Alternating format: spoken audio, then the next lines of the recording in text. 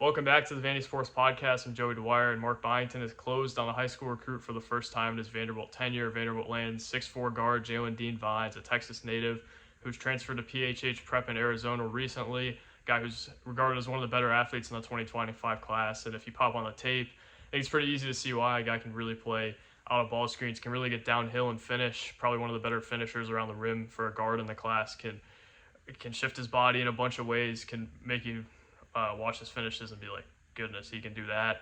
And then obviously the dunks. You look at some of the tape, there's fast breaks where the guy's throwing it from half court and he's throwing it down with one hand. He's just a really gifted athlete, really talented dunker. And I think the way he can get downhill opens up a lot of things for your offense. And I think he's a great fit for what Mark Byington wants to do in transition. He's a guy who obviously plays out of ball screens. I think he can play both guard spots. I think he's much better suited to play off the ball. There were some turnover issues from what I'd heard in the summer. But I just think he's a scorer at heart and a guy who you're going to have to use his athleticism, obviously on the offensive end, but also on the defensive end. I think it's a guy who can shoot a little bit. He was about an average shooter on the UIBL circuit this summer, shot at 35%. Most of his games had around 4 attempts or a little over that, so it's decent volume as well. I think he's probably better off the catch, but once in a while you see him make a play out of a ball screen or something. But I think the thing with him as a shooter is just that he's capable.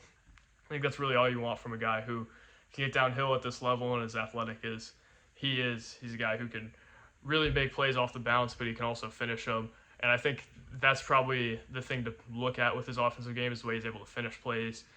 Not necessarily start them. I think he does have some passing ability. He certainly has some handling ability. I think he has some off the dribble scoring ability as well. And maybe that gets unlocked more as he gets into college and he kind of matures as a player. But right now, I think you love the way he's able to finish plays around the rim. You love the way he's able to cut. You love the way he's able to shoot. And I do think there's more untapped off the bounce that maybe we haven't even seen yet to this point in his tape. I think he's a guy who can really improve just because of the athleticism he has. And I think a lot of teams kind of echo that sentiment. You look at this top 5. Louisville's in there, West Virginia, Texas A&M, UCF, Vanderbilt. And that's the league they're playing in now, right? Last year, I don't know that you're looking at a top 5 like that and saying, they're a player for those guys.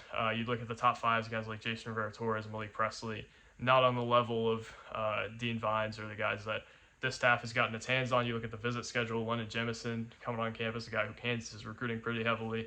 Derek Dixon, a guy who UNC and Arizona recruiting heavily. Guys want to play in the system, and once they start having some proof of concept and they start landing guys like Dean Vines more consistently, they're going to be a force to be reckoned with on the recruiting trail. And I think landing a guy like this and closing on a guy like this the weekend he's on campus is certainly a good sign for them and something I think they can build on too in this class. They're probably going to take a couple guys in this class beyond Dean Vines, and he's a great place to start. He looks like a really fun player I think people will gravitate towards just because of what he can do off the bounce and out of the ball screens. But, man, the UIBL numbers are better than guys that Vanderbilt was getting in the previous regimes, and you look at the tape and it's translatable skills, right? He's getting downhill off a ball screen. He's beating his guy. He's got an unbelievable first step. I think he can hit the floater game a little bit. I think he can shoot it off the catch. I mean, there's enough there to where – and it's also not like he's out of control. I think that's been the thing with Karis Ball this summer. They've kind of had to rein him in a little bit. At least I would have had to guess. Dean Vines, I think, is athletic and he's flashy. But I think there's enough composure in there to where you're not going to have to completely reprogram him once he gets on campus, and I think that's a win for this staff. I think there's a lot there that they can work with, and also there's a lot there right now just in terms of the makeup from the looks of it that shows you that there's probably a chance that he gets on the floor early, and I think it also helps that he can handle it, but you're not relying on him to be a go-to scorer or anything of the sort right away, and you're also not relying on him to be your primary ball handler. I think if Vanderbilt had its way, Tyler Tanner would be that guy next year. We'll see how that kind of plays out and what the rest of this class looks like, but I think they've got something here. The tape just is really, really intriguing, and I don't know if he's a finished product, but the tape just makes it look really, really interesting. And he was on a bad EYBL team. He was on a team that went 4-11, but was among their leading scorers if he wasn't their leading scorer. He's been productive on that circuit before, and there's a reason all these schools came calling, right? Vanderbilt is not going to be in the mix anymore with teams like Tulane and teams in that kind of stratosphere that they have been in the past. they're batting with big dogs now, and right now we're going to see if they can win any of those battles with London Jemison and Derek Dixon. And that's really going to determine what their class looks like, right? Do they get Jemison? Do they get Cam Ward? Do they get Derek Dixon? Dean Vines, though, I think is a great start, and a guy that maybe they didn't have to have, but a guy that I think is really going to help them build some momentum. He's a fun player. He's a guy that can market their program.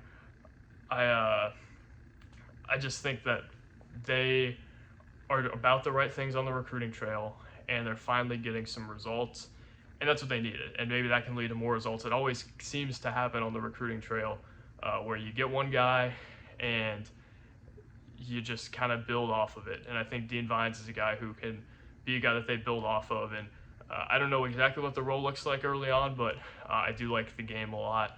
I like what he can do out of ball screens. I like his flashiness, his ability to finish plays, because I think Vanderbilt has lacked that in recent memory. They've almost put too much emphasis on passing throughout the Stack tenure. So it's a guy who I think is going to kind of be a microcosm of the first few years of Mark Byington. Maybe he's not quite an NBA player. I don't know what his future looks like. I think he certainly could be if everything goes right, the athleticism plays, if the shot making goes up a notch and he can start getting his own shot a little bit more, which he has shown the ability to do. Maybe he has a future at the next level, but I just look at it and he's going to be fun to watch. He's going to be a guy who they're able to market.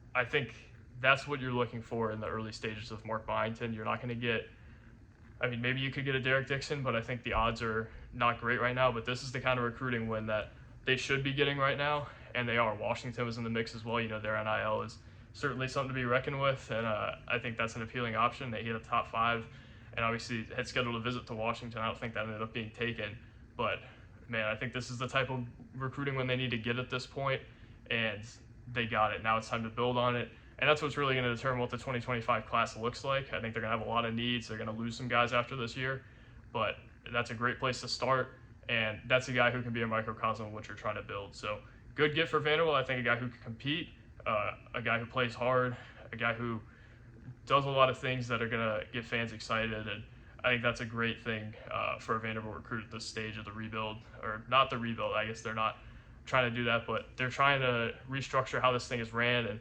this is proof of concept that has started to become a thing and started to become a norm. So thank you guys for watching. God bless, and we'll talk soon. Peace.